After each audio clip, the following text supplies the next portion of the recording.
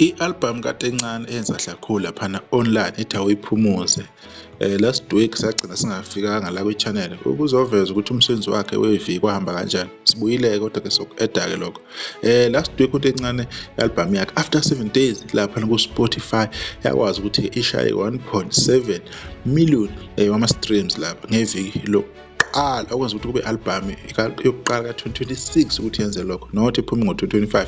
I-album ephuma kulo nyaka ukuthi ikhiphe lo number le 1.7.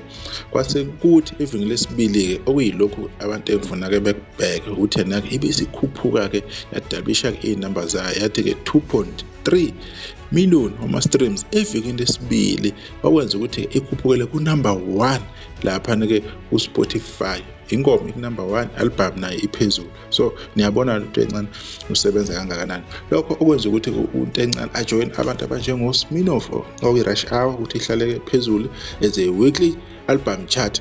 I-Rush Hour, Sminoff, Angidlali Ney'ngane, ikakhuzane size siguge eka-Men's Music. Ngifuna into zami kaMzukulu yaphuma last year nge-16 ka-October 2025. Inhlanhla iza nebhadi ukhuzane ke eyaphuma nini, eyaphuma nge-21 zika-November 2025.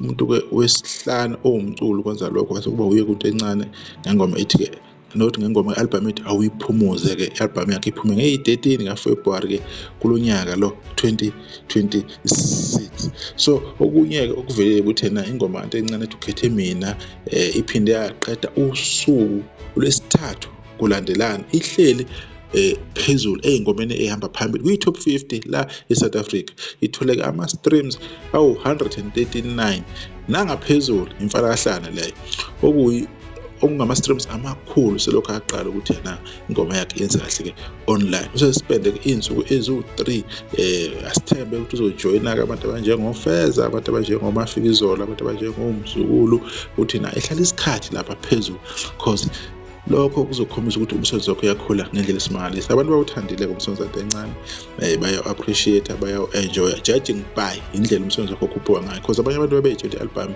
ngeviki lokuqala uma isebenze kahle maybe izokwehla ngelesibili, but it seems as if kaTencane iyakuphikisa lokho, iyakhuphuka ngamandla akhe. Umsebenzi kaTencane-ke lo omkhulu kakhulu asekaba nayo before. Uhlele ikhipha imisebenzi yakhe kodwa le umsebenzele-ke kakhulu engathi kodwa-ke insizwa ingaqhubeka-ke ibambelele kulowo shuni lo esiwutholile oyisebenzelayo. Bekuyilokho engenza ukuthi sifuna ukuzokuveza-ke njengamanje-ke sesodibana ngokuzako sesizokhuluma-ke ngomunye umsebenzi kwala kwindawo futhi othinta-ke bonke abaculi bamaskandi nezinto nje ezisondelene nomaskandi. Ngisalahle-ke, ngiyabonga.